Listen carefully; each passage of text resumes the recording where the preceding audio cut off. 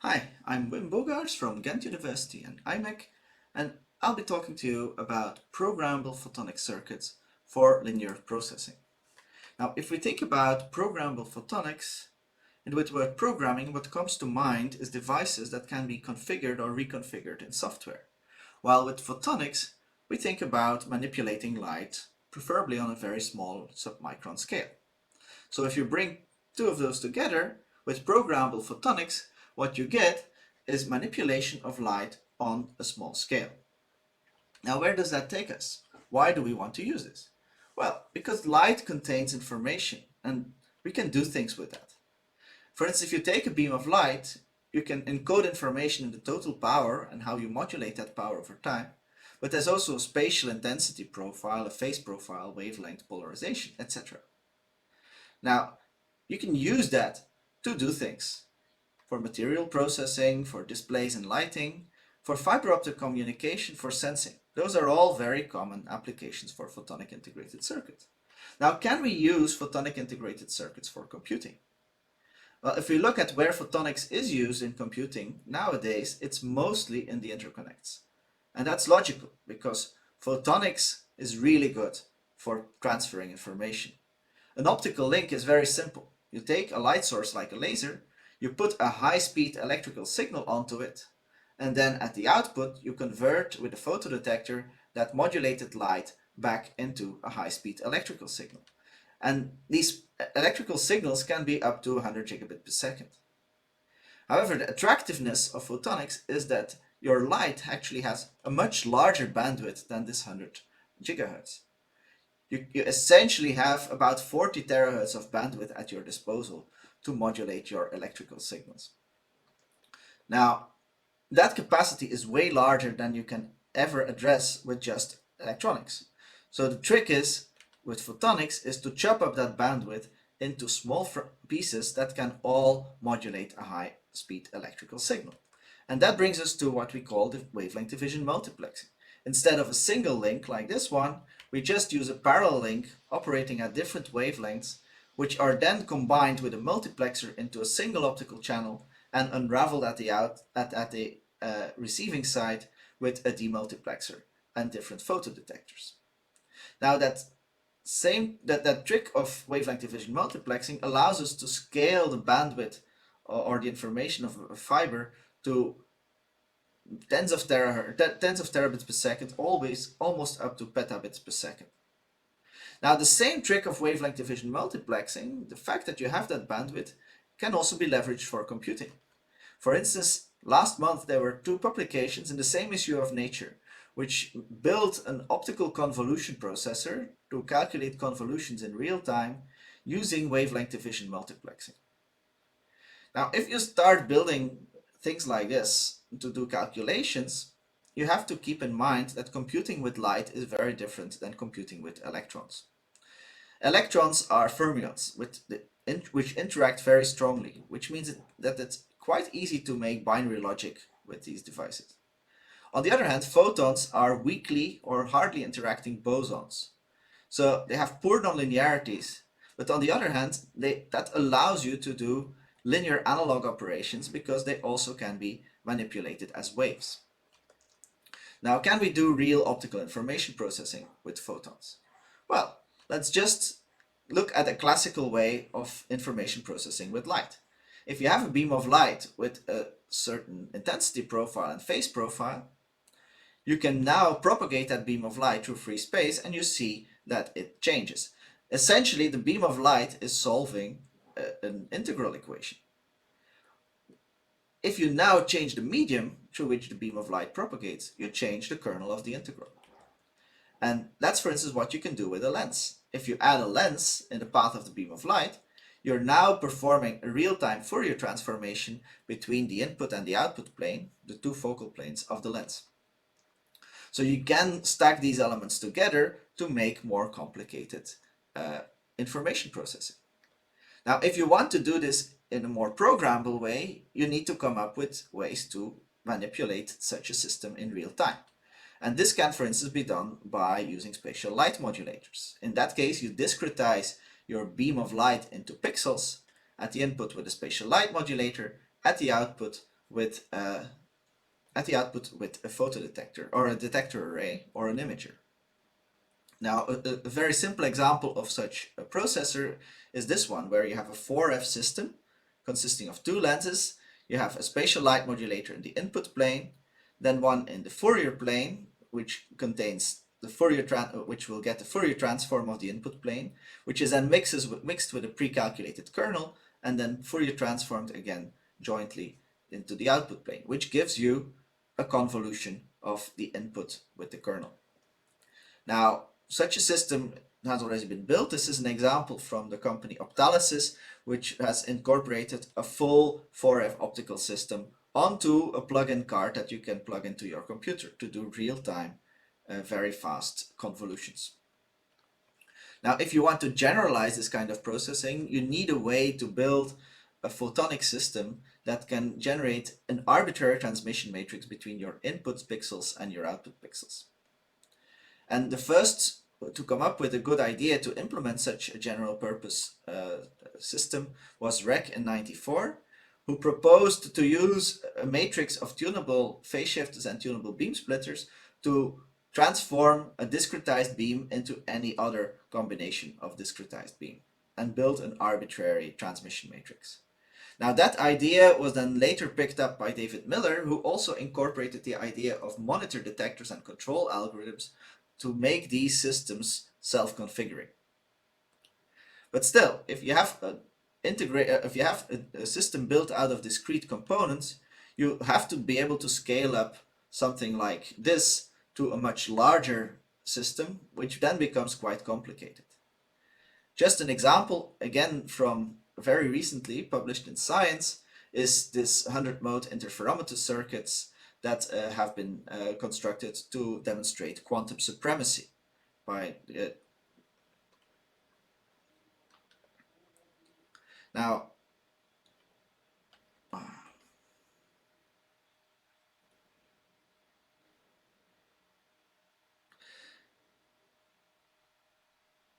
Now, wouldn't it be nice if you could build such a system in a much more stable way that doesn't require all this stringent mechanical control? And that's what happens when you start integrating photonics on a chip. Just like with electronics, you get a lot of benefits when you integrate many functions on a chip. You can get better complexity, you gain performance, at the same time your power consumption and your costs goes down. So the benefits of scale help you here to make these large-scale photonic systems. So how would you translate this general purpose transmission matrix onto a circuit? Well, the principle is sketched here. You make a waveguide circuit where you interconnect, it's a giant interferometer circuit where you interconnect what we call 2x2 optical gates. And a 2x2 optical gate is essentially, it performs a function of a beam splitter and a phase shifter. So essentially what it gives you is a 2x2 element where your input light is split over the two output waveguides with a programmable coupling fraction, and you also can control the phase between the two output waveguides relative to one another. And that's very easy to implement on a waveguide circuit. Essentially what you need is a Mach-Zehnder interferometer where you have a 3 dB beam splitter, a phase shifter, and a 3 dB combiner. And that gives you control of the coupling by just tuning that red phase shifter. And if you now add an additional phase shifter at any of these positions, you can now control arbitrarily your phase relation between your inputs, two outputs. And you can organize these gates in many different ways. So you can organize them in a rectangular way or a triangular way, and they both give you an arbitrary linear combination between your inputs and your outputs. So such a universal linear circuit was first demonstrated by the University of Bristol in 2015, and they showed a 6x6 matrix on a fairly large chip because they used a low index contrast material system. If you want to scale this better, you have to go to waveguides instead of glass waveguides, for instance to semiconductor waveguides where your index contrast is higher and where you can get smaller waveguide cores and better confinement of light, or even to silicon waveguides where your confinement becomes really submicron. And then you get waveguides like these, which are half a micron wide, 200 nanometers thick, and tightly confine your light inside your core. That gives you a scale advantage because these submicron waveguides now allow you to make really large circuits. But you get a second scale advantage with this silicon photonics in the sense that they can be fabricated with existing CMOS manufacturing technology. So you get the large scale manufacturing essentially as an extra bonus, which allows you to make really complex circuits at low cost and potentially high volumes. And the first demonstration of such a linear circuit in silicon was done by our group in Ghent in 2016. And already that chip for a 4x4 interferometer was much, much smaller, in the order of a few millimeters across. So silicon photonics gives you a scaling that you cannot do with other technologies. And you see this graph here, which is shows the complexity of silicon photonics circuits over the past couple of years. And you see that there's a steady increase, which you can almost identify as Moore's law. And as a result, it was no surprise that already in 2017 we saw this circuit coming out of MIT with 26 input and output modes and almost 200 phase shifters to control the relations between the inputs and the outputs. Now, why would you want to build such a circuit like this? Well, these forward-only meshes are very useful if you want to do matrix algebra. If we represent the input and the output intensities and phases with complex numbers, then your circuit in the middle can be programmed to represent any matrix. And what you get is a matrix vector multiplication of your matrix and your input signals.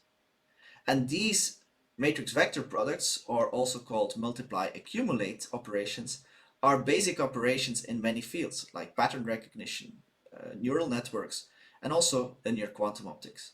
So it's no surprise that we've seen over the past years a lot of demonstrations in the field of quantum photonics using these type of circuits, and also in the field of neuromorphic computing and AI accelerators. Now, when you want to do just computing, there's different ways to approach this. You can use your light as a coherent system, which we've shown in these interferometric circuits, where your light is being combined in the interferometer. Or you can also use your light incoherently by, for instance, picking different wavelengths which do not interfere and combining them together at the very end in a photodetector. And that gives you the difference between processing complex numbers or processing real numbers. Now, if we want to scale up such circuits, because we want to go to larger matrices, for instance, a 64 by 64 matrix, you already need 4,000 gates and therefore 8,000 phase shifters. So to make that work, you really need very good gates that are compact, that have a short optical length, low optical losses, and preferably consume a low electrical power. So how do you make these gates? Well, the standard way to implement a phase shifter in many photonic technologies is just a heater. You put a resistor close to your waveguide and you heat up the waveguide, which induces a phase shift. But if you scale this up to hundreds or thousands of heaters, you will quickly run into a power consumption problem and also a control problem because of thermal crosstalk. So you need better phase shifters and better tunable couplers. And the way to implement that, there's a number of ways. People have been looking at carriers in silicon photonics, but these are usually not very efficient, and they also induce loss, and you preferably want to keep the losses down. You can use liquid crystals, which is a technique that we've been using quite a lot at our university in Ghent, or you can even use micro-electromechanical systems, moving the waveguides around. And that's actually a very attractive proposition because it's a very, very strong effect. You can move your waveguides in plane, horizontally, or you can move them out of plane, vertically. And this way change the coupling and the effective index of the waveguides. And this is exactly what we've been pioneering in the project called Morphic, with a number of European partners, is to take silicon photonics and take a working high quality silicon photonics platform and then integrate the MEMS. So starting from a platform which already contains photodetectors, waveguides, modulators, grating couplers, and metallization, we expose the stack of the waveguide and then basically etch it down, add a protective layer, and then undercut the waveguides locally using vapor HF. And that gives you the freestanding waveguides like these devices that you can use as a tunable coupler or a phase shifter.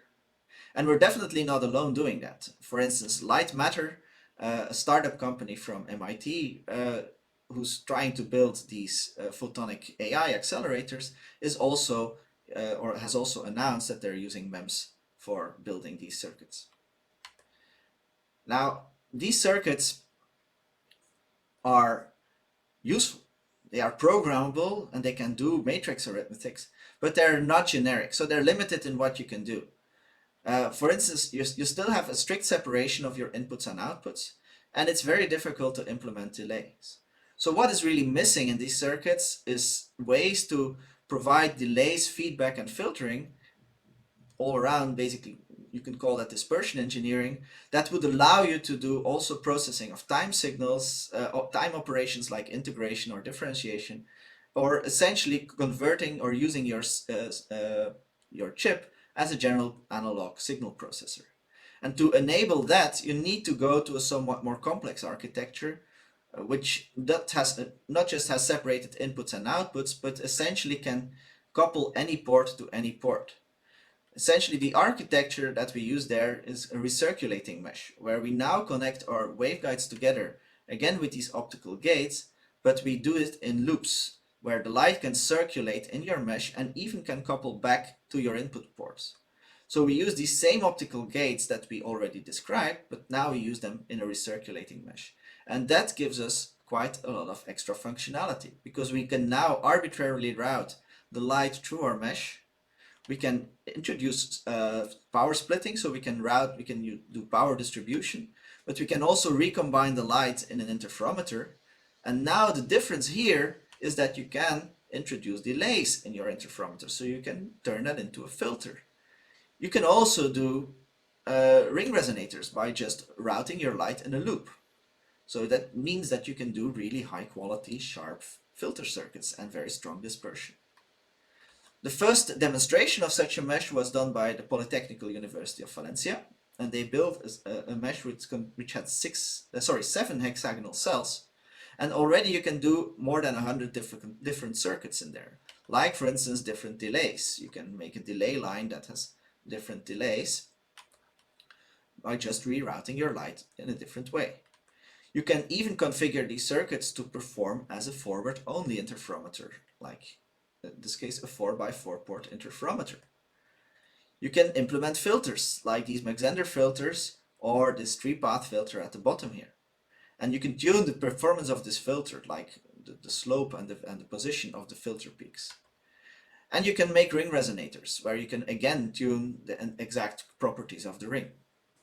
If you combine now such a hexagonal mesh with additional functionality, you can come to what you could call a general programmable optical processor, which has input and output ports for fibers, but also uses modulators to transfer electrical signals in, high-speed RF signals, and photodetectors to output high-speed electrical signals.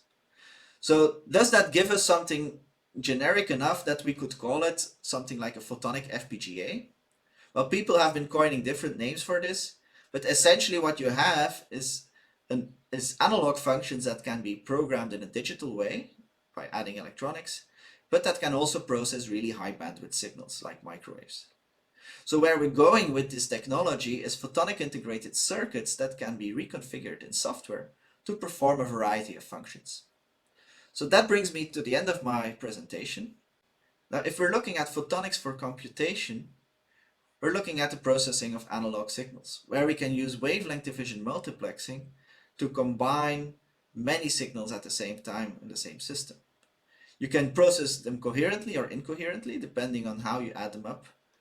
And this gives us these multipath interferometer circuits that allow you to do real-time matrix vector multiplication. I also introduced at the end these recirculating waveguide meshes, which are more flexible, but also therefore more complex to implement. But these allow you to also introduce delays, filters, and resonances to come closer to what we could call a general purpose processor.